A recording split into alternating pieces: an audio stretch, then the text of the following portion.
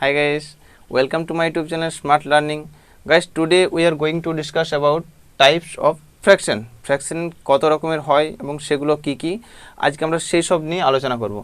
আমরা আগের ক্লাসে ফ্র্যাকশন কি এবং তার যে প্রপার্টিসগুলো আছে অর্থাৎ বৈশিষ্ট্যগুলো আছে আমরা সেইগুলো নিয়ে আলোচনা করেছিলাম। But in this class we are going to discuss about types of fraction, অর্থাৎ ফ্র্যাকশন কত রকমের হয় এবং সেগুলো কি কি আমরা সেইগুলো নিয়ে আলোচনা করব। ওকে, যদি আগের ভিডিওটি না দেখে থাকো অবশ্যই আগের ভিডিওটি আগে দেখে নেবে, ডিসক্রিপশন বক্সে তার লিঙ্ক দেওয়া আছে, তারপরে এই ভিডিওটি দেখবে। ওকে, নইলে বুঝতে পারবো না ফ্র্যাকশন সম্বন্ধে। আমি আগের পার্টে ফ্র্যাকশন সম্বন্ধে আমি সব কিছু ডিটেলসে আলোচনা করে দিয়েছি এবং এই পার্টে আমরা আলোচনা করব types of fraction. Okay guys, শুরু করা যাক। ফ্র্যাকশনের টাইপ, আজকে আমরা পড়ব ফ্র্যাকশনের টাইপ। সো ফ্র্যাকশন কত রকমের হয়? প্রথমত হচ্ছে প্রপার ফ্র্যাকশন, এক নম্বর ভাগ হচ্ছে প্রপার ফ্র্যাকশন। ওকে, দু নম্বর হচ্ছে ইমপ্রপার ফ্র্যাকশন, তিন নম্বর হচ্ছে মিক্সড ফ্র্যাকশন, চার নম্বর হবে কমপ্লেক্স ফ্র্যাকশন, পাঁচ হবে লাইক ফ্র্যাকশন, ছয় হবে unlike fraction, seven equivalent fraction and eight reciprocal বা inverse fraction. Okay guys, proper fraction, improper fraction, mixed fraction, complex fraction, like fraction, unlike fraction, equivalent fraction and last reciprocal বা inverse fraction. Okay, আমরা তাহলে প্রথমে proper fraction নিয়ে আলোচনা করব। Proper fraction কি এবং সেই সম্বন্ধে আলোচনা করব উদাহরণ দিয়ে। ওকে গাইস,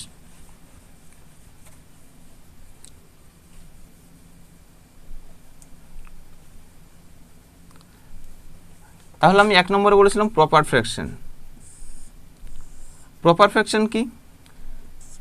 যে ফ্র্যাকশনের অর্থাৎ যে ভগ্নাংশের লব ছোট হয় এবং হর বড় হয়, অর্থাৎ the numerator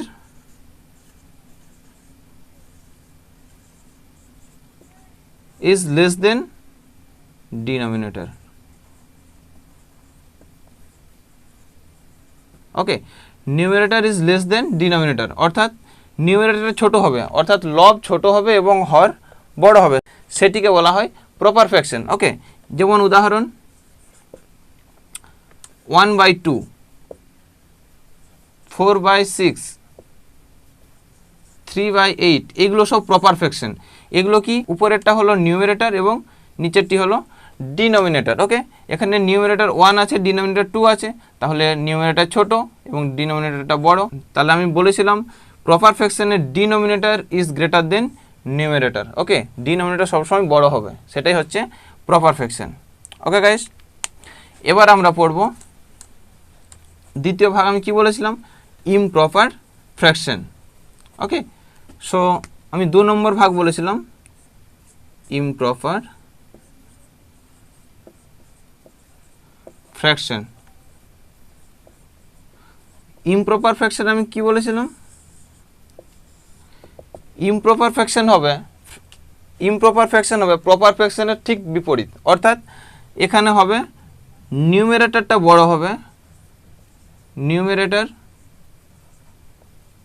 is greater than denominator. Okay, okay, একটি উদাহরণ দিয়ে দেখা যাক। 3/2, 7/5, 10/3, এগুলো ইমপ্রপার ফ্র্যাকশন। তাহলে কাকে বলা হয়?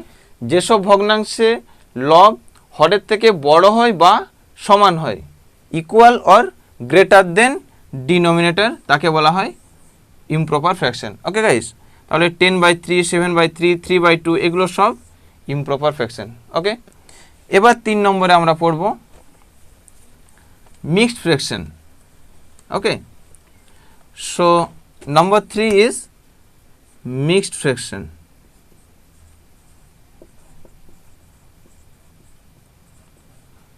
মিক্সড ফ্র্যাকশন কি? এখানে মিক্সড মানে কি? মিশ্রিত। তাহলে মিক্সড ফ্র্যাকশন হচ্ছে দুটো পার্ট থাকবে, একটি হোল পার্ট এবং অন্যটি ফ্র্যাকশনাল পার্ট। ফ্র্যাকশনাল পার্ট, যেমন একটি উদাহরণ দিয়ে দেখা যাক।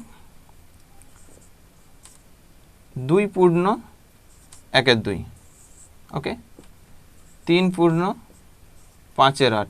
এইগুলো আমাদের মিশ্র ভগ্নাংশ বা মিক্সড ফ্র্যাকশন। ওকে, একটি হোল পার্ট থাকবে, এখানে 2 হচ্ছে হোল পার্ট এবং ফ্র্যাকশনাল পার্ট 1/2, এখানে 3 হচ্ছে হোল পার্ট, ফ্র্যাকশনাল পার্ট হবে 5/8। এইগুলো হচ্ছে মিশ্র ভগ্নাংশ বা মিক্সড ফ্র্যাকশন। ওকে গাইস, এবার আমরা পড়ব 4 নম্বর। 4 নম্বর কি পড়েছিলাম আমরা? Complex fraction. 4 নম্বর কি পড়েছিলাম? Complex fraction. কমপ্লেক্স ফ্র্যাকশন কাকে বলা হয়? কমপ্লেক্স ফ্র্যাকশন হচ্ছে যে ফ্র্যাকশনের, অর্থাৎ যে ভগ্নাংশের লব বা হর একটি নিজে ফ্র্যাকশন, অর্থাৎ when numerator or denominator of a fraction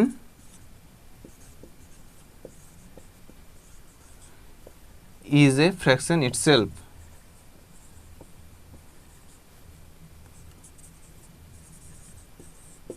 ওকে, যেমন উদাহরণ দেখা যাক, 3/2/5। ওকে, এখানে লব যেটা, নিউমারেটর যেটা, সেটা একটা আলাদা করে ফ্র্যাকশন 3/2, এটাই একটা আলাদা ফ্র্যাকশন। ওকে, তো 3/2/5 এটি একটি ফ্র্যাকশন। ওকে, বা ডিনোমিনেটরও একটা ফ্র্যাকশন হতে পারে 3/5/8। ওকে, কোনো একটা নিউমারেটর বা কোনো একটা ডিনোমিনেটর কি হবে, সেটা আলাদা করে একটা ফ্র্যাকশন হবে, সেটাই হচ্ছে complex fraction. When numerator or denominator of a fraction is a fraction itself. Okay, সেটা নিজে থেকে একটা ফ্র্যাকশন, তাহলে সেটাই হচ্ছে কমপ্লেক্স ফ্র্যাকশন। ওকে, এরপরে আমরা পড়ব এর পরের ভাগ। এর পরের ভাগ কি ছিল? Like fraction. ওকে, এর পরের ভাগ কি? Like fraction. Okay, like fraction কাকে বলে? The fraction with same denominator.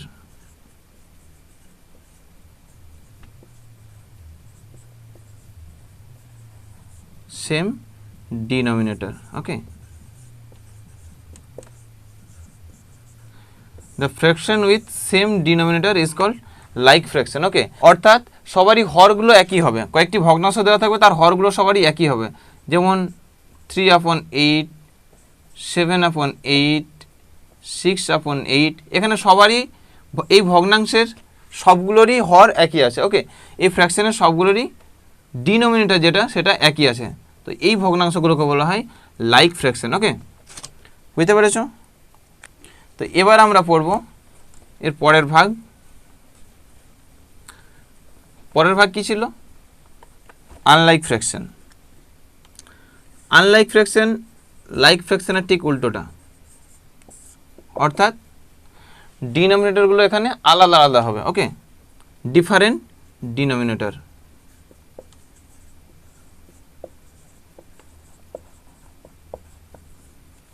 Okay guys, এখানে ভগ্নাংশগুলোর আলাদা আলাদা ডিনোমিনেটর থাকবে 1/2, 3/6, 4/9। ওকে, এখানে এই ডিনোমিনেটর, এখানে 2, এখানে 6, এখানে 9, এগুলো সব আলাদা আলাদা। ওকে, ডিফারেন্ট। সো যদি ডিনোমিনেটরগুলো ডিফারেন্ট হয় তাহলে তাকে বলা হয় আনলাইক ফ্র্যাকশন। ওকে, তাহলে লাইক ফ্র্যাকশন, আনলাইক ফ্র্যাকশন। এরপরে আমাদের 7 নম্বর কি আছে? এরপরে 7 নম্বর ভাগটি হলো equivalent fraction.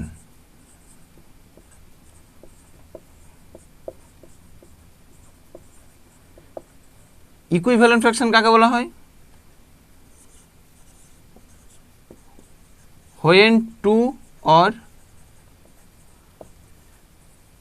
more than 2 fraction become solved and gets similar result. ওকে, যখন 2 বা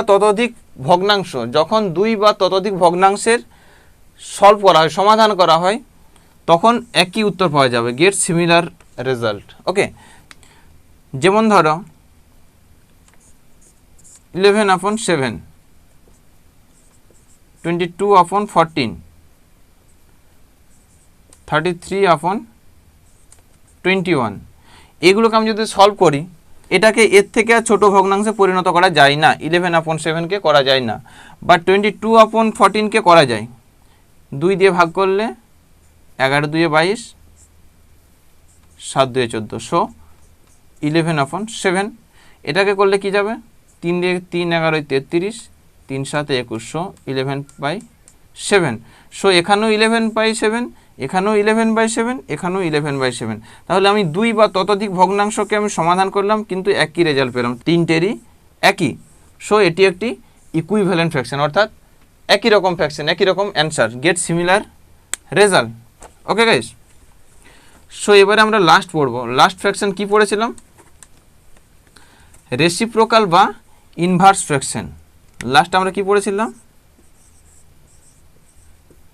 রেসিপ্রোকাল और ইনভার্স। রেসিপ্রোকাল বা ইনভার্স ফ্র্যাকশন কাকে বলা হয়, কোনো ফ্র্যাকশনের নিউমারেটর এবং ডিনোমিনেটরকে যদি উল্টে লেখা হয়, অর্থাৎ when we interchange numerator and denominator, ওকে, যখন আমরা লব এবং হরের মধ্যে ইন্টারচেঞ্জ করে নেব তখন সেটা রেসিপ্রোকাল বা ইনভার্স ফ্র্যাকশন। যেমন 2/3 এর রেসিপ্রোকাল ফ্র্যাকশন হবে 3/2, এর উল্টোটা, এখানে 2টা লবে ছিল এখানে হরে চলে আসবে, 3টা হরে ছিল এখানে লবে চলে আসবে। ওকে, 5/6 এটা হয়ে যাবে 6/5। ওকে, এটাই হয়ে গেল রেসিপ্রোকাল ফ্র্যাকশন। ওকে, সবাই বুঝতে পেরেছো?